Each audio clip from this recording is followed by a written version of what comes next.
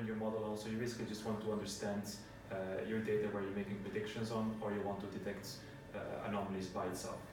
So outliers or anomalies, they can come in various shapes. So you can have global or local anomalies. For instance, in seasonal data, you can have an anomaly for that certain seasonality, but actually it doesn't really stand out if you look at the whole data series. And it can come in forms of time series, images, etc., etc. So various applications, obviously, as well, because they can come in various shapes and forms. And the applications, the obvious ones are frauds, faults, or network intrusion detection. So because you have a lot of applications, you have a lot of different types of models that are used for individual applications. And it becomes a very tricky problem because often, for instance, in fraud detection, you want to spot these anomalies in real time.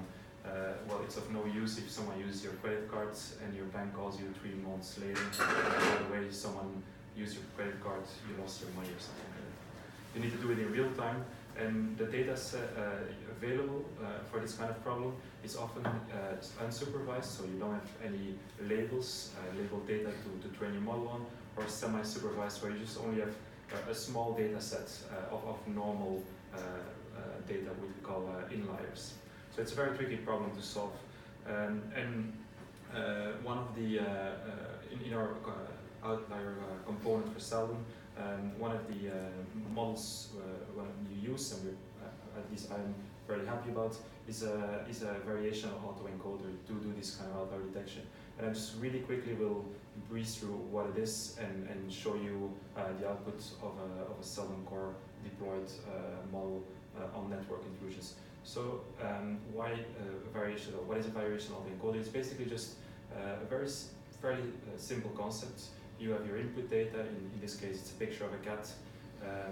There's an encoding part where you basically part of the model tries to compress the input data, and there's a decoding part which takes this compressed form of the data and tries to reconstruct the input. If it can reconstruct the input well and the model is trained on normal data, it typically means that, well, the data in the new observation is in line with what it's trained on, the normal data, so it's not an outlier. If it cannot reconstruct the input well, then you typically have an outlier and you can detect it. So I basically applied this model on computer network intrusion data. So we had about 5 million records of network traffic, where roughly 10% of the sampled observations were outliers. And what I did is basically use the Seldon component and deploy it using Seldon core, and output expose the output, the API to the Grafana dashboard, and which basically looks as the dashboard you see there. Here, a simple overview. It's part of the dashboard. It's a very simple one. It basically shows you here in the bottom left, basically new traffic, new network traffic coming in, and spotting whether something is an outlier or whether it's normal data.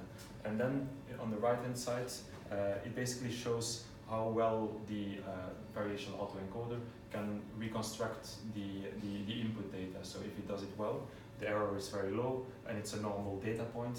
If it's above a certain threshold, well, then you say it's an outlier, we spot it, and you get the outlier prediction here.